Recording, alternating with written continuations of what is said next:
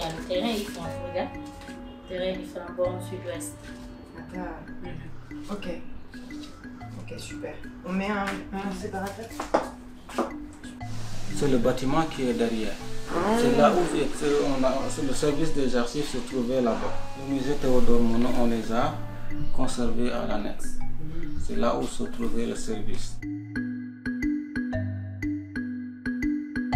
Comme vous savez, l'IFAN était un centre fédéral présent à Dakar.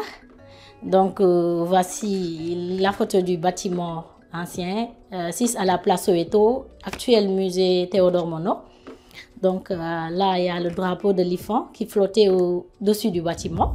À l'époque, il y a le centre de Dakar qui faisait le maillage entre les différents centres présents dans ce territoire. À Saint-Louis pour le Sénégal et la Mauritanie, à Ouagadougou pour la Haute-Volta, au Niamey pour le Niger, au Bamako pour le Soudan, en Côte d'Ivoire, donc c'est le musée d'Abidjan, et au Porto-Novo pour le Dahomey, et un centre à Lomé au Togo, qui n'était pas un territoire de l'AOF, mais qui était un centre associé avec le Cameroun, à Douala et la côte française des Somalies. Il y avait des bases de recherche, notamment à Biafara-Bé, au Soudan, et à Attar aussi.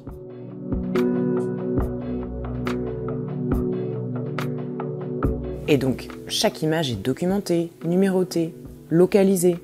Oui, effectivement, parce que sur chaque photo, il y a une légende derrière, où on a le titre de la photo, comme par exemple celle-ci. Il s'agit de la section Ciné-Son. Et il s'agit principalement du bureau, du responsable, et il y a le lieu de prise de vue, c'est l'IFAN de Dakar, et il y a le nom de l'auteur aussi, le photographe. Et est-ce que tu peux nous parler de ce qu'illustre les photographies liées à ces anciens centres? On a les terrains pour certains centres avant la construction, on a pendant la construction et on a les bâtiments finis. Donc par exemple pour les terrains, celui-ci c'est celui du centre de Niamey. Donc pour les bâtiments en construction, nous avons celui de Saint-Louis du Sénégal, actuel CRDS, donc en construction.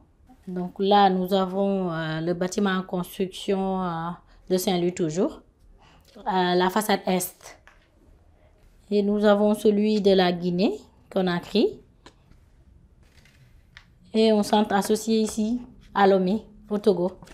C'était des lieux de vie aussi parce qu'on retrouve des habitations, comme cette photo qui montre l'habitation du chef du centre de l'IFAN à Saint-Louis. Il y a des lieux de travail, comme par exemple ici, il s'agit du bureau du directeur de l'IFAN au temps, le professeur Théodore Monod. Et ici, la salle de la section Ciné-Son, où le technicien était en train de faire un montage de film. Pour trouver ces photos, il nous a fallu fouiller parmi la centaine de milliers d'images qui sont conservées en format papier, ici, dans les casiers. Et est-ce que tu peux nous parler des autres outils disponibles pour poursuivre les recherches? On peut les trouver ici sur place, notamment avec les registres d'inventaire comme celui-là, qui est le registre des clichés. Donc, on en a fait un document électronique récemment. Donc, ici, il y avait par exemple le cas de Guita, un personnel de l'IFAN qui se chargeait de la section d'études et qui faisait des tournées pour prendre des photos des thématiques qui intéressaient l'IFAN. Donc, notamment, il a pris des photos des bâtiments en construction pour voir un peu l'avancement des travaux. Donc, ici, il a pris pas mal de photos. Et comme ici, par exemple, il y a le laboratoire de Tilapia. Il a pris ces photos vers les années 40. Donc, on n'a pas le cliché, non, on n'a pas la photo, le tirage de la photo, mais on a le cliché, donc qui est là sur la table lumineuse que vous pouvez voir.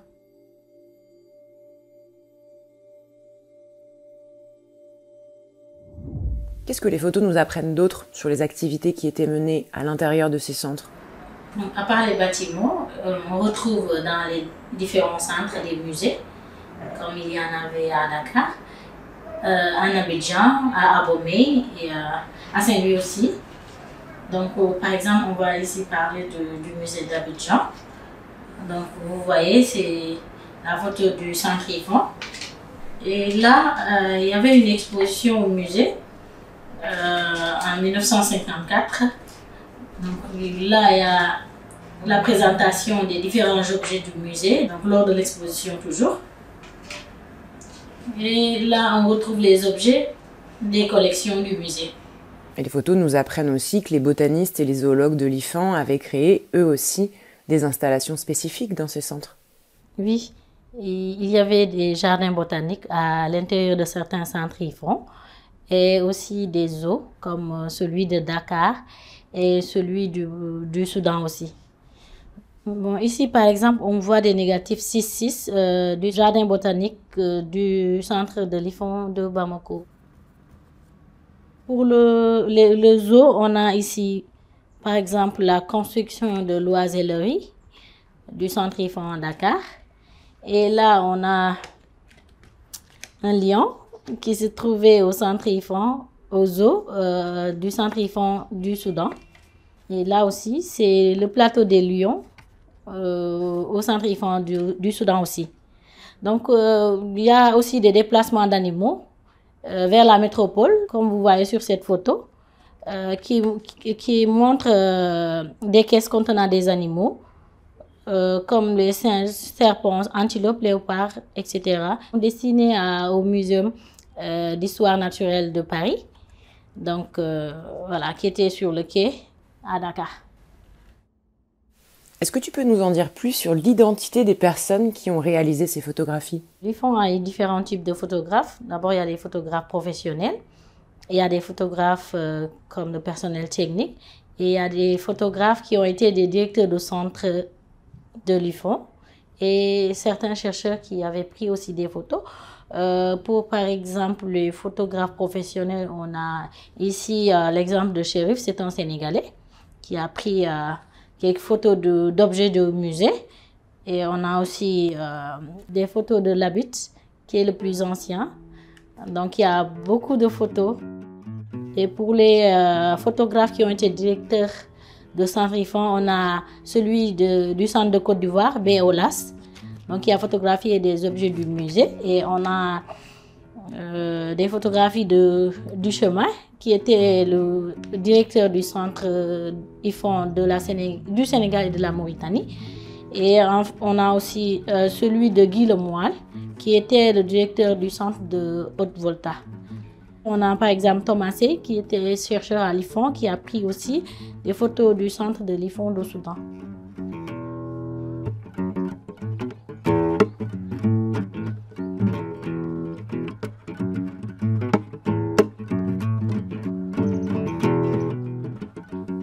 Bon, en fait, il y a un lien organique et fonctionnel entre le service audiovisuel où sont conservées les photos et le service des archives de l'IFAN. Parce que n'oubliez pas que le service des archives constitue avec les autres services du département information scientifique un complexe documentaire. Et de la même façon que vous retrouvez des documents, des photos au niveau du service audiovisuel à la photothèque, vous verrez au niveau des dossiers d'archives des documents écrits relatifs à la fois à l'organisation et au fonctionnement des centres à partir desquels ces photos ont été prises. Et est-ce que tu peux nous parler de cet arrêté de création des différents centres de l'IFAN? Je le trouve très intéressant. Bon, l'arrêté date du 15 décembre 1943. Il y avait une sorte de circulaire, un arrêté portant organisation des différents centres, en tout cas des différents centres érigés au niveau des autres colonies de l'Afrique occidentale française. Et même au-delà, parce qu'il y avait les autres centres qui étaient érigés en dehors de l'Afrique occidentale française. On précise que le centre local assure sur le territoire de la colonie le fonctionnement de diverses activités de l'IFAN. Il y existe les recherches prescrites par le directeur de l'IFAN, servent de point d'attache au personnel du centre fédéral en tournée dans la colonie comme aux chargés de mission officiellement agréés par l'IFAN, constitue l'organisme de liaison entre les correspondants locaux et entre ceux-ci et le centre fédéral. Donc, par essence, l'arrêté organise le mode de fonctionnement des centres locaux et précise la dynamique et les relations devant exister entre la tutelle, qui est le centre fédéral à Dakar, et le service, comme adresse le centre correspondant.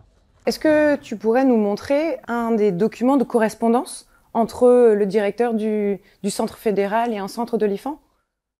Par exemple, là, il y a une note, il y a une correspondance du directeur du centre Dahomey adressée à monsieur le directeur de l'IFAN.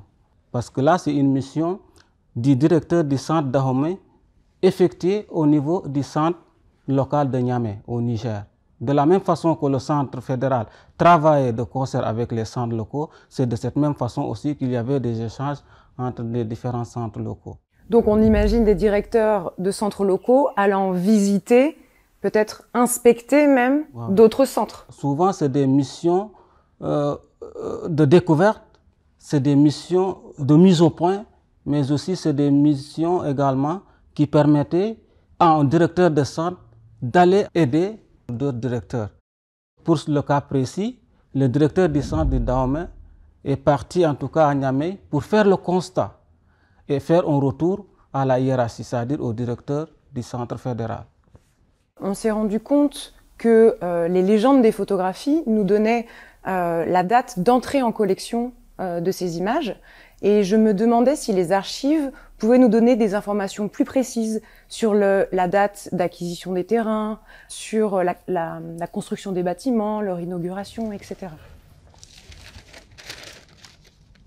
Pour le centre IFAN du Dahomey, on a l'arrêté portant organisation du centre. Donc là, arrêté, article 1er, à compter du 1er octobre 1945, le centre local IFAN du Dahomey aura 2 sièges. Un siège principal à Porto-Novo et un autre siège annexe à Abomey. Donc là, c'est une sorte de précision sur l'organisation, la structuration du centre. Et de cette même façon-là, vous verrez dans les autres dossiers également des textes réglementaires portant organisation, création et organisation des différents centres locaux. Par exemple, si on prend l'exemple du centre IFAN Ouagadougou, c'est-à-dire le centre IFAN Haute-Volta, on a des plans. On a des plans de structuration du bâtiment où on peut trouver la segmentation du plan avec les différents services constitutifs du centre. Là, par exemple, nous avons le plan de l'étage du centre IFAN avec les différents compartiments. Ici, déjà, nous avons la section naturelle, ici, la section musée, ici, on a la bibliothèque, de l'autre côté, on a le secrétariat avec tout ce qui tourne autour du cabinet du directeur du centre local. Tu nous as parlé de ces centres associés qui avaient un statut un petit peu différent parce qu'ils étaient installés dans des territoires qui ne faisaient pas partie de l'AOF. À la photothèque, on n'a pas trouvé par exemple de photographie du centre du Cameroun. Est-ce qu'aux archives, on peut trouver davantage d'informations? Eh bien, effectivement, parce que là aussi, la mission qui a été assignée à l'IFAN, c'est la recherche scientifique en Afrique noire. Et donc, au-delà de l'Afrique occidentale française. C'est dans ce cadre-là qu'un centre associé a été créé au Cameroun. Par exemple, là, nous avons quelques photos qui peuvent illustrer en tout cas le siège du centre. Et là, vous les voyez là, déjà, nouveau musée artisanal de Fumba. État des travaux en décembre 1947, ex-foyer culturel. Donc là, c'est un musée qui a été érigé dans un ancien bâtiment. Donc ce n'est pas un bâtiment qui, à l'état initial, a été en tout cas dédié au musée. Donc c'est un autre bâtiment qui a été réhabilité et adapté, en tout cas pour les besoins du musée. Donc il y a entre autres plusieurs photos pouvant illustrer l'existence des centres associés au Cameroun. Et comparativement, je trouve intéressante la taille du dossier consacré à l'ancien centre du Cameroun et la taille du dossier consacré à l'ancien centre de la côte française des Somalies. Est-ce qu'on peut parler peut-être un petit peu du dossier de la côte française des Somalies et de documents que tu y as trouvés? Effectivement, bien sûr. Parce que là, nous avons un dossier, même si c'est moins volumineux par rapport au dossier sur le Cameroun, mais n'empêche qu'il existe quelques pièces, en tout cas intéressantes. Et pour illustrer, là, nous avons l'arrêté portant création du centre, sauf qu'il n'y a pas une date, mais on dit, à l'article 1er, il est créé à la côte française de Somalie, un centre régional de l'Institut français d'Afrique noire. Et là, il y a une note, en tout cas une correspondance entre le directeur de l'Institut français d'Afrique noire adressée à monsieur le directeur du centre régional IFAN Affaires musulmanes. Et au niveau, à travers cette note apparaît l'organisation du centre. Au niveau de l'organisation, on voit qu'au niveau du secteur documentaire, il y a une bibliothèque, il y a archives, il y a un centre de documentation, il y a une photothèque, il y a une collection scientifique, ethnographie, archéologie et préhistoire, histoire naturelle, botanique, herbier avec la géologie et minéralogie et production. Dans la photothèque, on a aussi appris grâce aux images que les centres de l'IFAN étaient donc des bâtiments dans lesquels les différentes disciplines avaient des espaces de travail, mais on a aussi pu trouver des photographies de musées. Est-ce que dans les archives, on peut trouver de la documentation relative à certains de ces musées? De la même façon, on avait donné l'importance aux archives et à la bibliothèque. C'est de cette même façon aussi, on avait donné en tout cas importance aux objets. Et dans ce cadre-là, pour l'essentiel en tout cas des centres locaux, disposés en tout cas de musées. Et il en atteste pour le centre local, en tout cas d'Abidjan en Côte d'Ivoire. Nous avons ici l'arrêté en date du 18 janvier 1941 portant création du musée d'art et d'art appliqué indigène qui sera ouvert au public et créé en Abidjan. Et mieux, on retrouve dans une note en date du 1er septembre 1941 une description du musée avec le nombre d'objets à la date du 1er septembre. Donc parmi ces objets-là, on peut en citer quelques-uns. Par exemple, premier, une collection de poids à peser, l'or et d'objets anciens en cuivre provenant Baoulé et Lobi, également assentis. 680 pièces environ. Il y a donc, c'est assez énorme. Et pour deuxième objet, une collection bracelets, cuir et métal, bracelets et colliers. Et troisième objet, objet réunis par les cercles en voie de groupement Abidjan. Donc il y a une diversité d'objets, en tout cas appelés à être conservés au niveau du musée d'art en Côte d'Ivoire. Je crois aussi que tu as réussi à trouver des documents d'inventaire concernant le musée du Cameroun. Effectivement, pour le musée du Sultan au niveau du Cameroun, on a trouvé en tout cas un inventaire assez exhaustif. L'inventaire porte sur presque 17 pages. 17 pages, chaque objet a été numéroté. Donc c'est un inventaire assez détaillé qui permet quand même de voir ce qui existait comme patrimoine matériel au niveau, en tant qu'objet, au niveau du musée du Palais du Sultan. Je sais qu'il y a eu un zoo et un jardin botanique au Soudan, par exemple. Peut-être qu'on a certains documents. Effectivement. Et donc, comme en tout cas la mission de recherche scientifique de l'IFAN était vaste, il y avait de l'interdisciplinarité. Il y avait plusieurs disciplines avec plusieurs laboratoires. Et du coup, c'est vrai que pour la botanique également, si on prend l'exemple du centre IFAN du Soudan, à l'actuel Mali, on verra quelques documents attestant en tout cas l'existence de ces activités, en tout cas dans le jardin botanique. Par exemple, au niveau du rapport d'activité, en date du 4 janvier 1946, on essaie de décrire les différentes activités du centre. Et parmi ces différentes activités figure l'installation du jardin botanique. Et il y a la construction d'un grand barrage, terre et pierre, destiné à répartir les eaux dans les puits absorbant pendant la saison des pluies et permettant une réserve d'eau souterraine pour la période sèche. Donc là, il y a l'organisation autour du jardin botanique. Ma dernière question concernera les photographes. On a pu, en retournant les photographies, en observant les légendes, avoir des informations sur ces photographes qui avaient différents statuts au sein de l'IFAN, qui pouvaient être photographes professionnels, qui pouvaient être directeurs de centre. Souvent, les directeurs de centre pratiquaient aussi la photographie. Ils étaient ethnologues et photographes. On a pu se rendre compte qu'ils étaient chercheurs ou alors donateurs correspondants de l'IFAN. Comment est-ce qu'on pourrait trouver davantage d'informations ici aux archives sur tous ces photographes?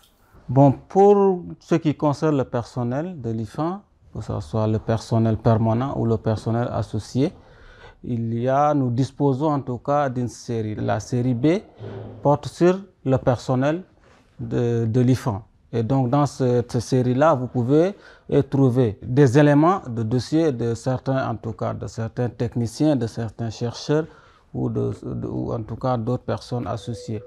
Mais le problème, c'est que souvent, pour le personnel administratif ou le personnel technique, il n'y a pas assez, en tout cas, de documents spécifiques. Tu m'as conseillé aussi judicieusement d'aller fouiller les rapports de mission. Peut-être que dans les rapports, on pourrait retrouver des rapports de mission photographiques. Photographiques, ou effectivement. Rapports de mission scientifiques, mais au cours desquels les chercheurs ont pris des photographies. Effectivement. Bon, comme vous l'avez dit tantôt, souvent, c'est des chercheurs, c'est des ethnologues, ou en tout cas d'autres personnes qui, dans le cadre de leur mission, prennent certaines photos pour alimenter leur rapport de mission ou autre. Mais souvent, c'est très difficile, en tout cas à notre niveau, de trouver un personnage spécifique qui a été recruté en tant que photographe. C'est ça.